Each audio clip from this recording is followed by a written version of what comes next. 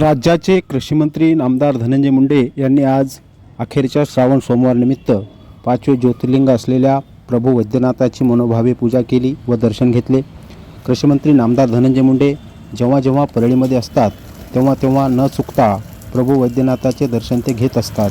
श्रावण महिन्याच्या जवळपास सर्व सोमवारी नामदार धनंजय मुंडे यांनी प्रभू वैद्यनाथाचे दर्शन घेतले। त्याचप्रमाणे आज अखेरचा श्रावण सोमवार असल्याने आवर्जून त्यांनी परळीत येत प्रभू वैद्यनाथाचे मनोभावे पूजन केले व दर्शन घेतले।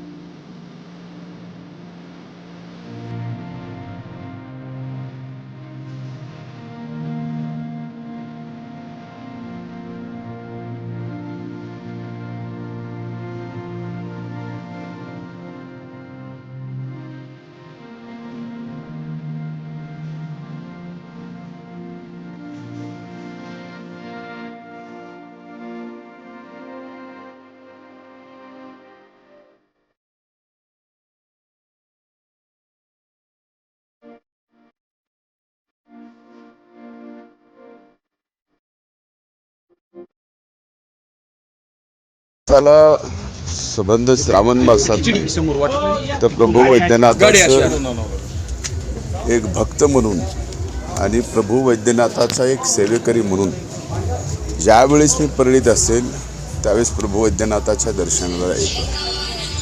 हा श्रावण मास आहे, श्रावण मासातला शेवटचा सोमवार आज आहे। त्यामुळं काल कोल्हापूरला रात्रीची सभा करून हा शेवटचा सोमवारचंही दर्शन प्रभू वैद्यनाथाचं घडावं आणि प्रभू वैद्यनाथाकडं नेहमीच दर्शन घेताना एकच मागणं असतं की महाराष्ट्राच्या सर्वसामान्य माणसावर आणि त्यातले त्यात शेतकऱ्यावरती जे दुष्काळाचं संकट आलं आहे ते दुष्काळाचं संकट प्रभू वैद्यनाथाने दूर करावं आणि सरकारमध्ये कृषी विभागाचा मंत्री या नात्यानं या अभूतपूर्व दुष्काळाला समोर जात असताना एवढं सामर्थ्य द्यावं की त्या दुष्काळामध्ये हे सरकार प्रत्येक शेतकऱ्याच्या पाठीमागं खंबीरपणानं उभे राहील एवढंच साकडं प्रभू वैद्यनाथाच्या चरणी आज मी या ठिकाणी घातलं। मराठवाड्यात मागच्या आठ महिन्यामध्ये जवळपास 685 आत्महत्या झाल्यात आणि बीड जिल्ह्यामध्ये 186 आत्महत्या आहेत। काय प्रशासनाला तुमचं एक लक्षात घ्या, ही अवस्था मधल्या काळामध्ये तर पावसाची आपण पाहिली आहे।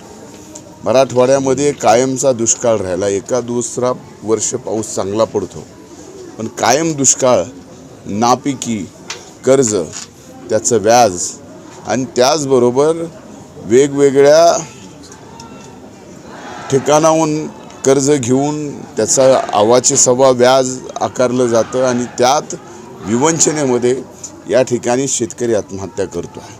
म्हणूनच या सरकारमध्ये शेतकऱ्यावर आर्थिक संकट येऊ नये म्हणून नमो किसान सन्मान योजना असेल, त्याच योजनेची प्रेरणा घेऊन नमो शेतकरी सन्मान योजना असेल, त्याचबरोबर जवळजवळ 1,69,00,000 जवळजवळ 70 लाख 1,70,00,000 शेतकऱ्यांचा 1 रुपयामध्ये पीक विमा आणि 1 रुपयाचा पीक विमा अशा दुष्काळी परिस्थितीमध्ये तर जवळजवळ शेतकऱ्यांना सर्वच लागू होईल आणि त्याचबरोबर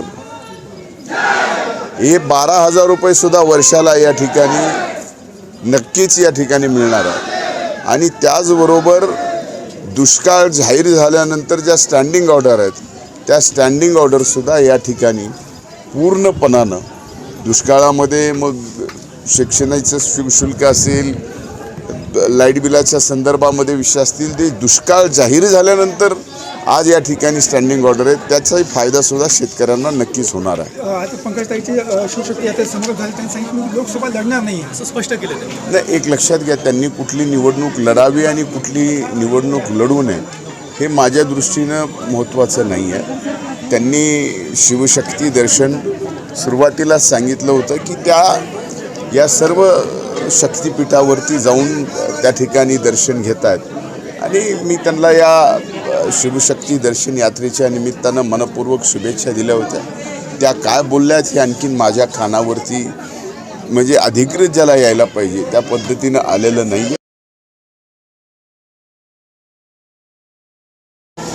साहेब, शेतकरी टमाटे भाव नसल्यामुळे शेतकरी सगळे टमाटे फेकून देतात. मला आठवतं की 2 महिन्यापूर्वी ज्यावेळेस कृषी विभागाचा मंत्री म्हणून मी पहिल्यांदा पदभार स्वीकारला त्यावेळेस टमाट्याचे भाव एवढे वाढले होते की टमाट्याच्या व्यापाऱ्याला आणि शेतकऱ्याला ते टमाटर तिजोरीत ठेवावं अशी परिस्थिती वाढली होती. एवढे भाव वाढले आणि आज एवढे भाव पडलेत की शेतकऱ्याला टमाटर रस्त्यावर फेकून द्यावं लागतं. हीच खऱ्या अर्थानं शेतकऱ्याच्या जीवनाची फार कठीण कहाणी आहे. कारण त्यांच्या उत्पादित केलेल्या कष्टाने स्वतःच्या मनगटीच्या ताकदावर जो माल उत्पादित करतो त्याच्या भावाची अनिश्चितता ही फार मोठ्या प्रमाणामध्ये शेतकऱ्याच्या समोर प्रश्न म्हणून उभी राहिली.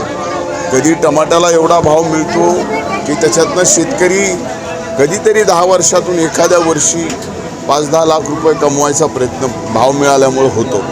आणि अशीच परिस्थिती एका सीझनमध्ये म्हणजे 2 महिन्यापूर्वी ज्या टमाट्याला 240-300 रुपयापर्यंतचा भाव गेला होता आज तेच टमाटर शेतकऱ्याला रस्त्यावर फेकून द्यावं लागतं. ही परिस्थिती भयंकर आहे. आणि या परिस्थितीला माझ्या टमाटो उत्पादक शेतकऱ्यांना एवढंच सांगणं आहे की आपण थोडासा धीर धरा. जसं कांदा उत्पादन शेतकऱ्याच्या संबंधामध्ये या ठिकाणी आम्ही केंद्र सरकारने मिळून काही निर्णय घेतले आणि 2410 रुपये प्रति क्विंटल कांद्याला भाव या ठिकाणी केंद्र सरकारकडून नाफेड आणि NCCF कडून खरेदी करण्याचा ठरवलं. त्याचबाबतचा काही निर्णय टमाट्याच्या बाबतीमध्ये इतर फळांच्या आणि भाज्यांच्या बाबतीमध्ये निर्णय घेता येतो का या